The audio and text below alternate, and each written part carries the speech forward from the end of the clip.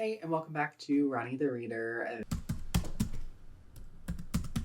This is Ronnie, of course, and in today's video, we are going to be going over some books that are slated to be released in kind of the middle to late summer-ish months here that I am pretty interested in and are thinking about potentially checking out. So I did at the beginning of this year, back in January, a kind of anticipated releases, and most of the books in there, I think aside from two, were mystery thriller releases.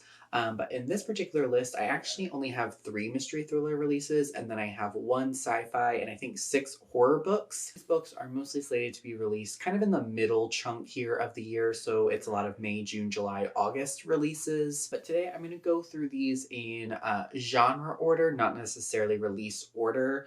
But within each genre, they will be release order. But yeah, so let's go ahead and get started. First genre that we're going with is sci-fi, and I actually only have one book in this particular category, and that book is Escape Velocity by Victor Manabu. This book is slated to be released on May 21st, and essentially this is following a group of friends in a space station.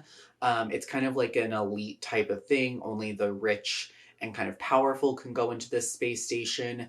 And then it seems like there's some sort of like class reunion for the people on this space station, and there are like secrets coming up, and people are jockeying for positions to try to get to Mars, which is more of like the elite, like you're in much better status if you are living on Mars versus Earth, or even one of these space stations, even when the space station itself is once again something that is for the elite. So sounds a little bit kind of still murder mystery-esque, but in a different kind of setting. All right, so that was my only sci-fi. So moving on to mystery thriller, we have three books in this category. The first one is going to be The Main Character by Jacqueline Goldis, and this is coming out on May 21st. Yes, and essentially this one is following a young girl named Rory who is agreeing to be interviewed by this famous mystery writer named Ginevra, I think, Ginevra X.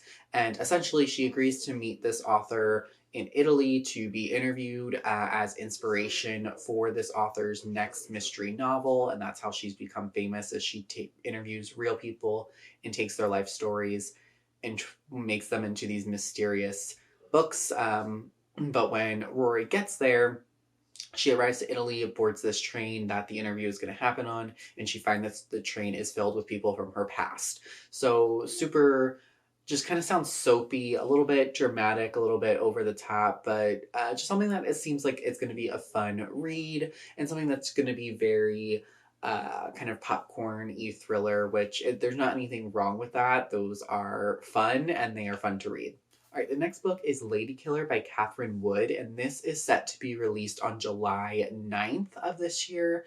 And this one is following two friends who took a trip together to Greece multiple years before the book began, and something on that Greece trip kind of happens. It seems like maybe someone died or something of that kind of nature. You know, there's secrets between people. And now years later, one of our main characters, is living on this island in Greece, and invites the other character to kind of come visit them. So Abby is the one who is invited to meet her friend Gia, but when she shows up to Gia's kind of estate, it's desolated, it's, empty. Gia is not there, but they do end up finding, or Abby and I think her husband end up finding, a manuscript that basically Gia was writing that outlines her disappearance.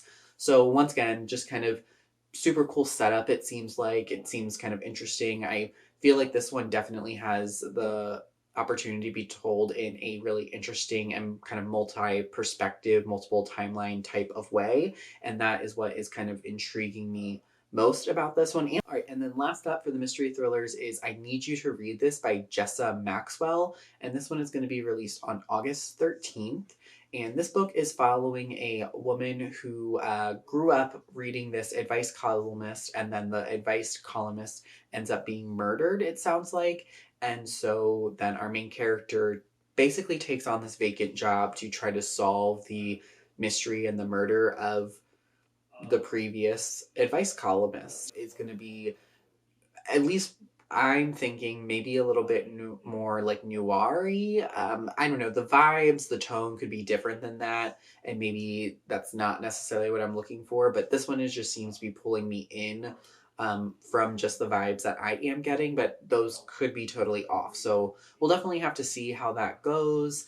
But I am excited for this one to be released. I know that Jessa Maxwell did release, I think, The Golden Spoon a couple of years ago, or maybe last year sometime, and it kind of got mixed-ish reviews from what I saw. So, and then moving on to horror, which I have, I think, 6 books in this particular category that I'm excited for in this half of the year. So jumping into the first one, and that is going to be Perfect Little Monsters by Cindy R.X. He. And this one is coming out on May 7th. And I also am just going to read the tagline for this one because I find it really intriguing. And it says, "Someone has murdered the queen bee of Sierrenton High School. All of the dead girl's friends are suspects, and each has a reason for wanting her dead." So this one is young adult, but it just sounds very high school drama and just kind of fun. It sounds like it's going to be very over the top and something that kind of gives you that teenage mystery vibe, like me a little bit of a slasher-y type of thing. I don't think it's going to turn into that, but just kind of seems like it has that vibe potential for it. The next one is The House That Horror Built by Christina Henry, and this book is slated to come out on May 14th. And this one is following a woman who has a woman named Harry who is taking a job as a housekeeper for this really famous horror director. And as she's cleaning the house, she begins to suspect that there's something going on. She thinks she's hearing someone calling out for help, and that someone might be locked in the house. And I think it has the potential to be very what you're expecting, but I also think it has the potential to go into different routes. The next book is Small Town Horror by Ronald Malfi, and this one is coming out on June 4th. And this author shares my first name, so that's interesting there. I don't think I've ever read a book by a fellow Ronald before, so I'm intrigued for that. But the actual premise of this book seems to be more of like a ghost slash maybe curse story. You're following a group of friends. I think it's just a single POV, but it seems like there's a group of friends. Something tragic happened in their small town, multiple years ago, and now they're all being brought back to confront that in the present. So, very simple premise there.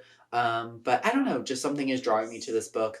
All right, and then these next 3, I have to be honest, I think are the most excited ones that I am for this particular video. Like, if I don't get to some of the ones before, like, that is ultimately fine. They're just books that I'm interested in, that I'm intrigued in, that I'm keeping an eye on. But these next 3, I definitely plan to be reading as soon as possible. And so the first one that we have is Bury Your Gaze by Chuck Tingle. This is slated to be published on July 9th, and this is following an up-and-coming like movie or maybe TV producer who has been gaining some success and traction in Hollywood. Seems like his, I think it's a television series, is doing well. And so at the end of this season, it seems like he's getting pressure from Hollywood execs to kill off his main character. And that's really all the synopsis gives. So I'm not really sure how this one is going to incorporate horror elements into the story, but definitely a really interesting topic. The bury your gaze trope is something that has been talked about a lot, specifically within the horror genre, but just in TV in general and in, kind of outside of reality stories. Sci-fi fantasy also kind of shares that same issue. So I'm really interested as a gay man to kind of explore that theme, and kind of how that affects people, specifically, kind of just the queer community as a whole, not just those of us who identify as just like gay or lesbian or whatever, but the community as a whole. So definitely interested and very, very intrigued by this one. The next one is I Was a Teenage Slasher by Stephen Graham Jones. So Stephen Graham Jones, of course, is a huge horror author. This particular book is coming out on July 16th, and it is following a young boy who everyone said had such great promise and seemed like such a sweet, nice man. But in the 80s, I believe, he goes on a killing spree and kind of becomes a bit of a slasher legend killer. And the book is told from his point of view as he's writing an autobiography about these events and basically why he did it, I'm assuming. So, super interesting, different way to kind of tell this slasher-y story. I am very interested to see how this goes and how it's handled. All right, and then finally, the last book that I'm going to be talking about is We Love the Nightlife by Rachel Kohler Croft. And this book is coming out on August 20th.